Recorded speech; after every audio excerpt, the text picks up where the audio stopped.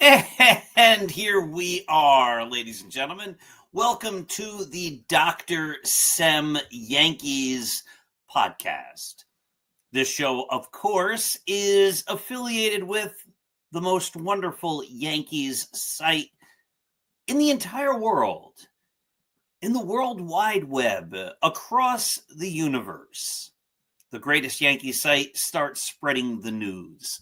No one else does what we do to bring you great Yankees coverage, giving you free access to articles every single day. Original articles written by our people.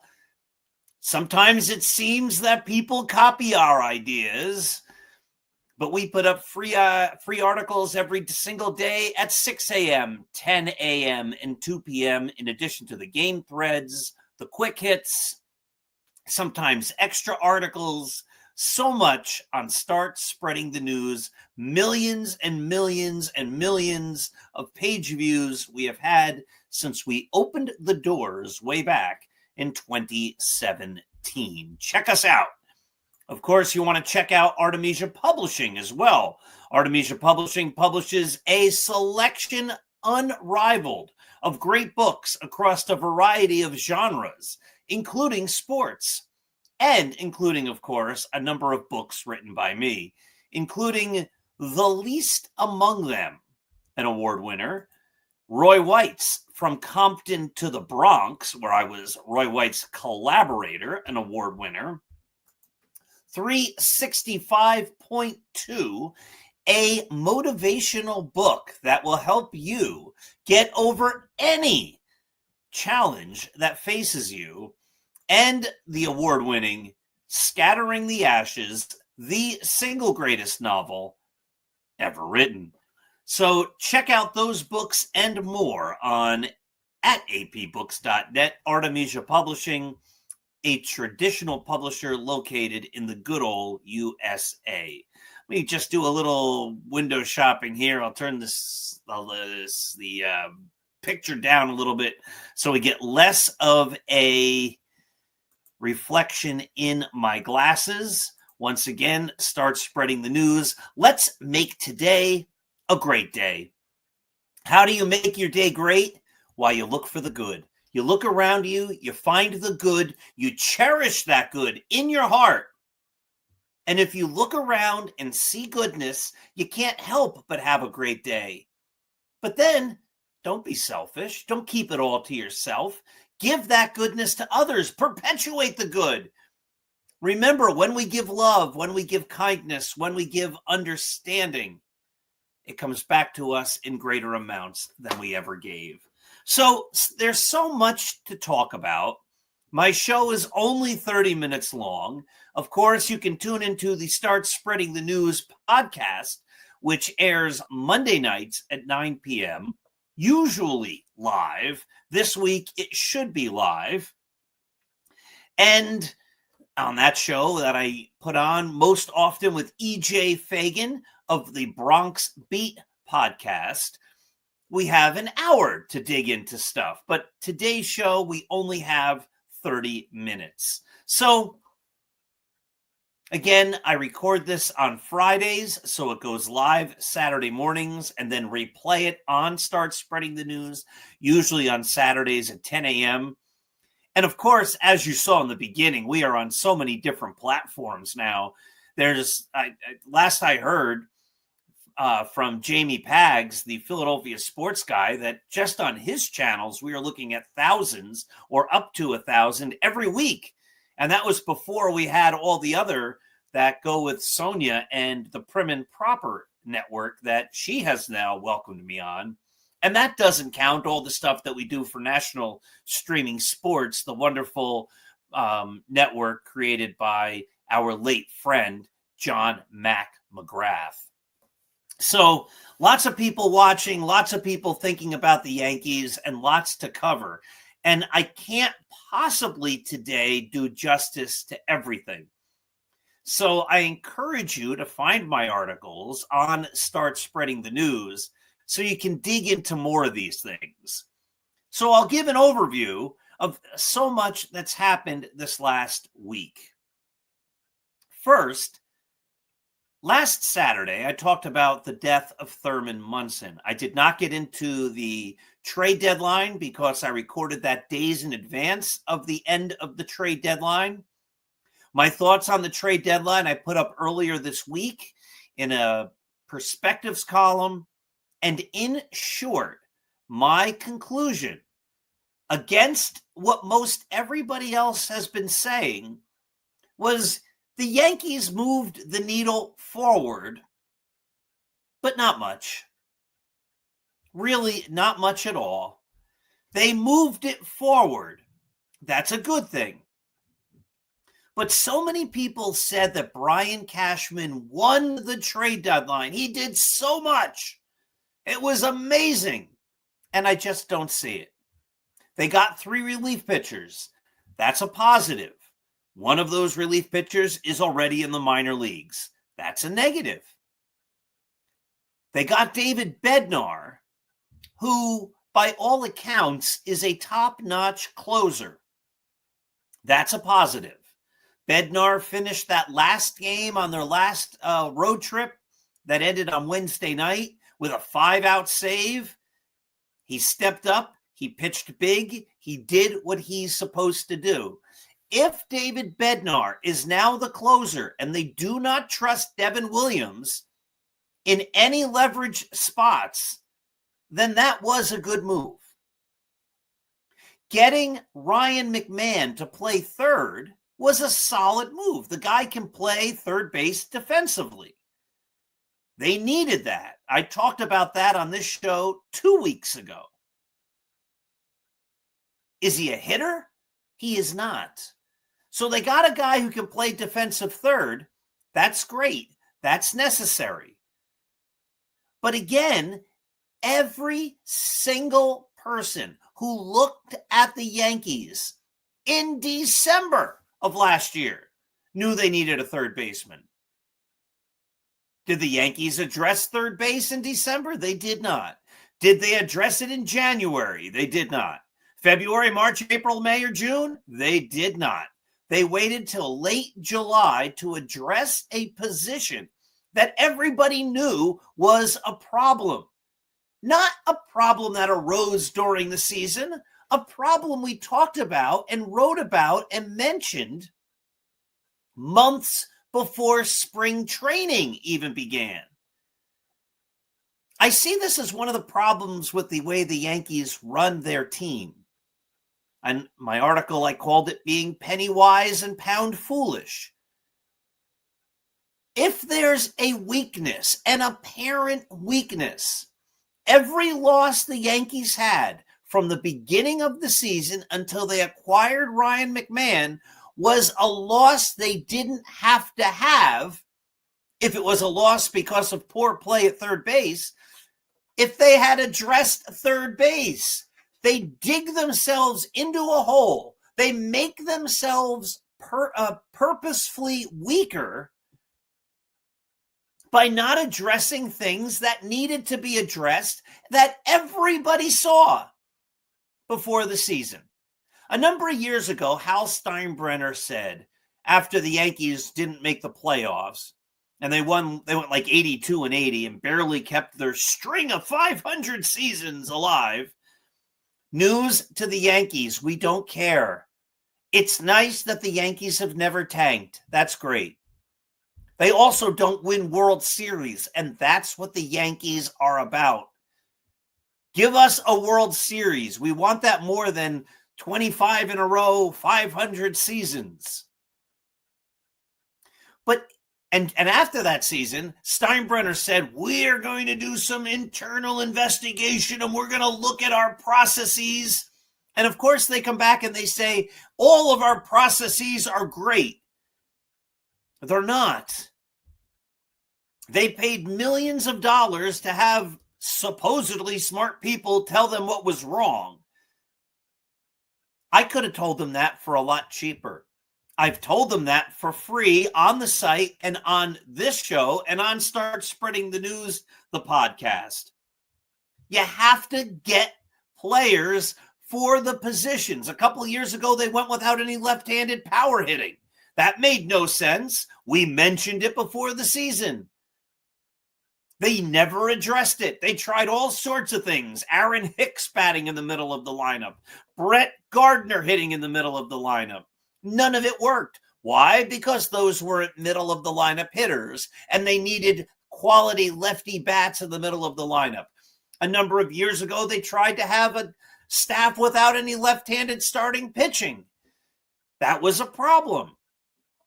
If you go into the season with apparent weaknesses, you're going to lose games. Now, the Yankees aren't a middling franchise. They're baseball's most wealthy franchise. There's no excuse for the Yankees to ever go into a season with positions of weakness that can be easily fixed, and yet they do it every year. And so every loss that they had because of poor play at third base was a loss they didn't have to have this year. You don't use the trade deadline to fix problems that you knew about before the season began.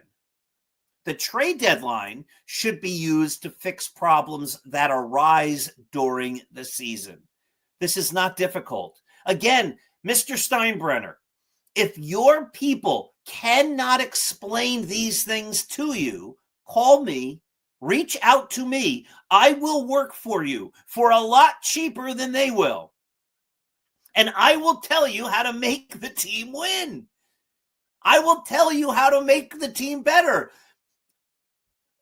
And I know a lot about baseball, but again, all these things are readily apparent and were readily apparent. The fact that the Yankees can't see them or refuse to see them or can't fix them or refuse to fix them are organizational problems. And if you have organizational problems, if you purposefully build teams and design teams and go into seasons with weaker teams, again, this is not, I don't know, the Milwaukee Brewers or the Houston Astros. Those are teams that are doing very well. Or the Pittsburgh Pirates or the Florida Marlins or whomever. These are not teams with small payrolls. This is the Yankees. There's no excuse for this. If you're doing this on purpose, you're making your team weaker on purpose. You're losing games that you shouldn't be losing because of poor management. And there's no excuse for that. I did a series a number of years ago, and maybe I'll start to rerun it, that demonstrates that when the Yankees win the World Series, the thing that makes them the best team is the fact that they use their wealth. That's the Yankee advantage. They use their wealth to win. They've done it since they acquired Babe Ruth. They've done it throughout their entire history. As I recall, there was one season where the most of the players had been homegrown. But most often, even guys like Joe DiMaggio, who they paid money for out of the Pacific Coast League, the guys the Yankees got, Tony Lazzari, Babe Ruth, Joe DiMaggio, on and on and on. All the big trades they would make with the Kansas City A's and the Baltimore Orioles. And then we get into the modern day with Reggie and Catfish and Goose. You look through those teams and you say, why were the Yankees winning? Because they were using their vast wealth as something to give them the edge. They used it to their advantage. And if they're not doing that, if they're purposely making themselves weak because they're not addressing a position, that's a problem. The other problem I had with the trade deadline, as we talk about the 4 guys the Yankees got for offense, and again, we're already halfway done with the show. It goes too quickly, is the fact that none of them are good hitters. They got guys who, if you squint, this guy's better against left-handed pitching, so he could possibly play third base. This guy can pinch run. He leads the league in steals. Maybe if Anthony Volpe doesn't do well, he could take over at shortstop. None of those were big-time moves.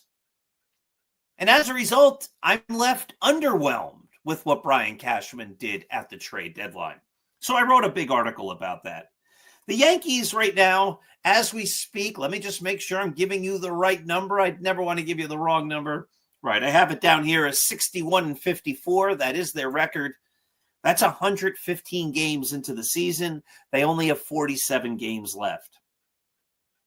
If they go 24-23, 1 game over 500, that'll get them to 85 wins. Now you say they should do better than 1 game over 500 the rest of the way. And they should. But let's remember that they had a losing record in June. They had a losing record in July. And they have a losing record so far in August. Does that sound like a team that's going to go over 500 the rest of the way? It doesn't to me. If the Yankees end up with only 85 wins, what will they say?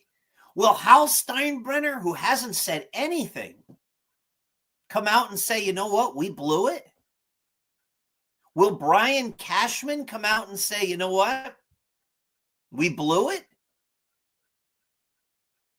Aaron Boone is also one of the problems. We've talked about it for years. The difference is, it seems everybody is now saying it. Let me be clear. I love the Yankees.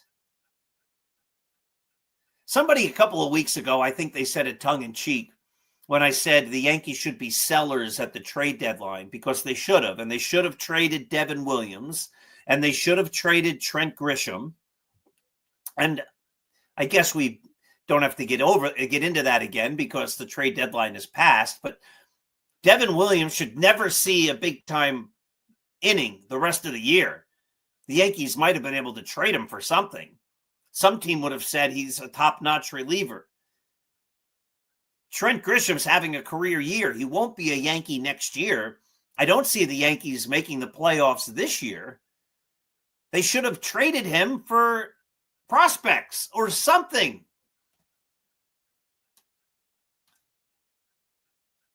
But one of the problems the Yankees have, and I'm seeing this reported in a lot of different places now, is that Aaron Boone isn't a great manager.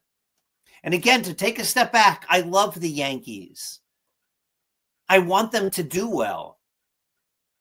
And as a human being, I want Aaron Boone to do well. Casey Stengel early in his career wasn't a great manager. Joe Torre in his career at the beginning wasn't a great manager.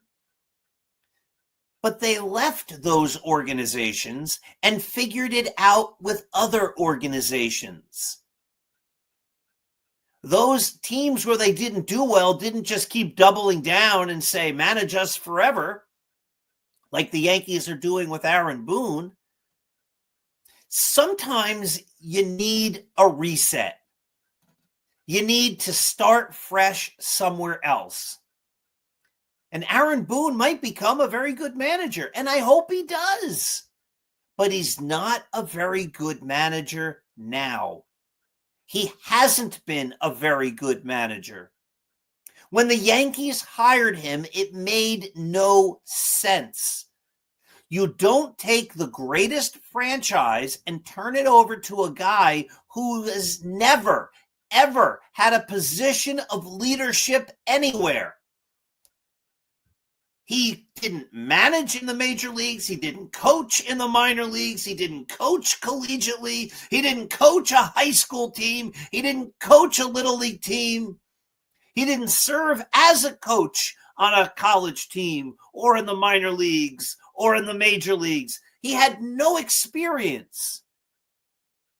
And to turn a team like the Yankees over to someone who no one has any idea how he's going to do as a tactician, as a strategist, as a clubhouse presence, as a guy who makes up lineups, as a guy who addresses players who don't play well, as a guy who benches guys and gives other guys a chance, as a guy who develops young players, as a guy who gets the team ready fundamentally, as a guy who knows how to organize a spring training. He knew none of that because he had no experience in any of that except as a player. And it's a lot different being a player and then being a leader. And if anybody doubts that, it's a lot different being a teacher than a student. Everybody's been a student. Most people cannot be teachers. It's a tough job. The ones who do it great make it look easy, but it's a tough job. Just because you have experience as a player doesn't mean you can be a leader. It doesn't mean you can lead a clubhouse. It doesn't mean you know how to make decisions. Just because you are a student doesn't mean you can lead in a classroom. And just because you can teach doesn't mean you can be a principal. Let me tell you, again, it's different. Leadership is different. You've all been in schools. You all could not be a principal. You all could not be teachers. That's just the reality. I couldn't be an accountant. I couldn't be a banker. There's a million things I couldn't do. I can't be a plumber. I can't fix anything in my house. This isn't to say that a person has all sorts of skills and they can do anything or whatever. But Aaron Boone had none of the skills. And that's been readily apparent for years. And yet the Yankees keep him in their leadership position to the detriment of the team. Now, I happen to think, and I think a lot of people are saying this, the tea leaves are being read, that if the Astros dominate the Yankees this weekend and the Yankees fall out of position right now, everything can change, obviously, for a wild card spot, what could happen would be that the Yankees finally move on from Aaron Boone. I don't know if it would be too little too late. A couple of weeks ago here, I made the trade everybody at the trade deadline point, and I said they ought to bring in somebody like Joe Madden and give him authority to run the team. But that was weeks ago now. And I'm not sure if they could even rescue it. We'll talk about the standings for 1 second, but I want to go back to the point I made when I was saying that I brought up a couple minutes ago, when I said the Yankees ought to sell. And somebody said, again, I think they were joking, but if you don't believe in this team, you're not a Yankee fan. Which makes no sense. You can be a Yankee fan and not believe in the team. Of course you can. Should I still believe in the team from 2013? Because they didn't win. Are they going to replay all those seasons that they didn't win? When can I give up on the team? When they're mathematically eliminated? I watched them lose the 1981 World Series. I was just talking about this with an author who was on Start Spreading the News, who wrote a wonderful book about Jim Gilliam, the former Dodger. Said one of his greatest baseball memories as a Dodger fan was watching the Dodgers beat the Yankees. I watched the Yankees lose and thought it was horrible. Different perspectives. But once that World Series was over, can I give up on them? Or do I have to still believe that the 1981 Yankees are going to win the World Series? Because they're not. You know, a fan can look at things realistically. It's so silly. Oh, if you're a Yankee fan, you have to believe no matter what. I find that argument absurd. You can be a Yankee fan and admit, yeah, it's not working. And I don't think it's working. So I believe the Yankees need a complete and total culture change. I've said it before that Brian Cashman used to be a great GM. I don't think he's a great GM anymore. I think this is true for anyone who's in leadership for decades. Organizations need to change. Organizations cannot have the same philosophy, the same leadership structure for decades. It just doesn't work. Now, how do I know it hasn't worked for the Yankees? They haven't won a World Series in 15 years. They've won one World Series in 25 years. And this is what's baffling to me. This is what makes no sense. Every day that he goes to the stadium, Hal Steinbrenner has to look out and see the giant mural for his father. He wants, it seems, so much to not be like his father that he's willing to put up with mediocrity, with failing year after year after year. And I'm not sure if he realizes this. He should. It's obvious. Again, if he would like to hire me to be his advisor and the guy who looks at the team logically, I will happily do the job. We can work out salary. Again, it'll be less than anybody he's paying, I'm sure. But his legacy as the owner of the Yankees right now is as the owner who presided over one of the worst periods in the team's history. If the team is measured by championships, and that's not me telling you that's how they should be measured. That's them telling you. That's the way the Yankees tell you to look at the team. We are the Yankees. 27-time World Series champions. The New York Yankees. No one has won as many World Series as the Yankees. That's how they tell you to look at the team. And if you're the owner, you have to look around and say, the only other owner who presided over a period since Babe Ruth over the last 100+ years who has a worse record was when they were owned by CBS, and everybody knew at that time CBS just didn't care. And Hal Steinbrenner is presiding over this next era. That's going to be his legacy. You were the guy who ran the Yankees when they weren't a world championship organization. You were the guy that took the mystic greatness of the Yankees and watched it evaporate. You were the guy who owned the Yankees when they became just another team. If it was me and I went to work every day and I have pride in what I do, I would say something's not working. And I would change the leadership. I would look around and I'd say, the fans seem to know that Aaron Boone's not a great manager. Maybe he'll be a great manager someday. I hope so. But not right now. My general manager's not giving me the organization that's going to win World Series. Why do I know that? Because they're not winning World Series. So I have to make a change. Nothing wrong with that. But I can't be the guy who owns the Yankees and lets them not win.